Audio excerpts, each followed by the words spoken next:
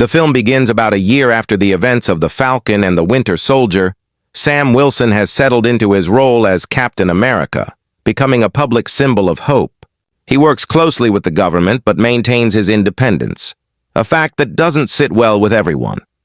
The world is on edge, and the newly inaugurated President of the United States, Thaddeus Thunderbolt Ross, promises a new era of American strength and security. The inciting incident happens at an international clean energy summit in Geneva. Sam is providing security alongside other international heroes, including the Israeli operative Sabra. Suddenly, a sophisticated attack unfolds. Drones, unlike any seen before, swarm the conference center, but they don't fire missiles. They emit a strange green pulsating energy wave. World leaders and diplomats begin screaming, not in pain, but in a state of frenzied, violent paranoia, turning on one another. Sam and Sabra manage to contain the chaos, but a key diplomat is killed in the pandemonium. Back in Washington, President Ross addresses the nation. He publicly blames the nation of Symkaria for the biopsychological attack and uses the crisis to push, through the Global Powers Act, a piece of legislation, giving him unilateral authority to police superhuman activity worldwide. He publicly asks Captain America to lead the charge. Sam, however, is suspicious. During the attack, he noticed the energy wave had a specific gamma radiation signature, something he recognizes from old SHIELD files on Bruce Banner. He confides in Joaquin that the attack felt too precise, like a demonstration. He refuses Ross's order to lead an offensive, stating he needs to investigate the true source of the attack first.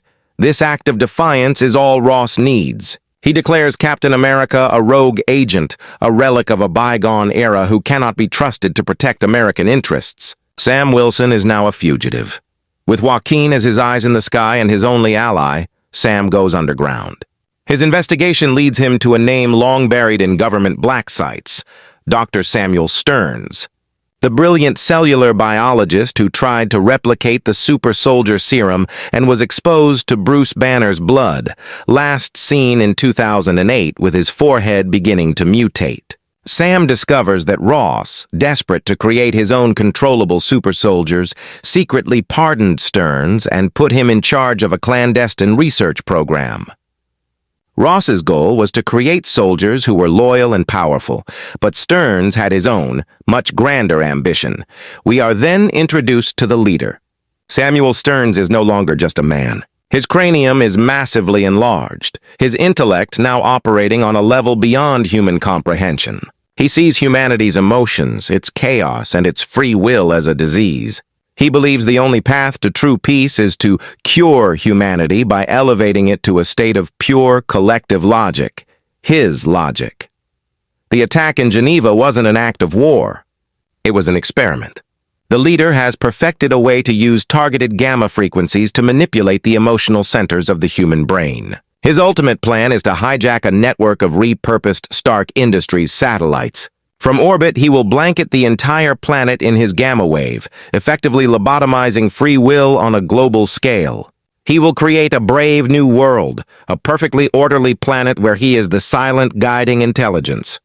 A world without war, without art, without love, only placid, logical obedience. Sam realizes the true horror of the plan.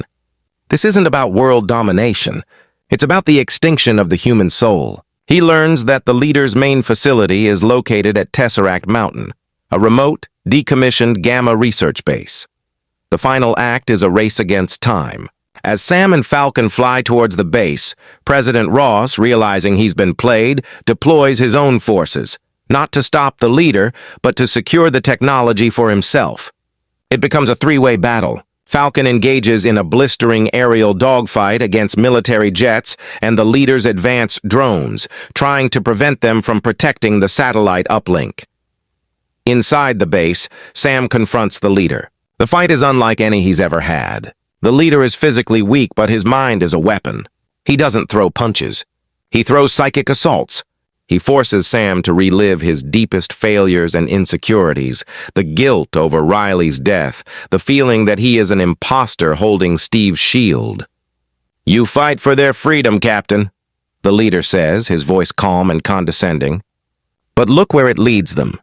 To chaos, to pain. I am offering them peace.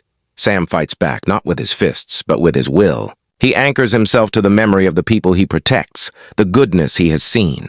He shouts that peace without choice is just a gilded cage. He uses his wings and the shield not as weapons, but as tools, creating diversions, blocking psychic attacks, and pushing forward relentlessly. He breaks through the mental barrage and physically shatters the control console for the satellite network. Enraged, the leader unleashes a final massive pulse of raw gamma energy. Sam raises the vibranium shield, which absorbs most of a direct blast, but the overload is immense. The energy is reflected back, engulfing the leader and frying the entire facility.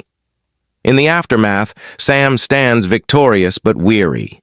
The leader is presumed dead or incapacitated, his plan averted. Sam has proven himself not just a replacement for Steve Rogers, but a new kind of Captain America, one who stands for the people, even against their own government.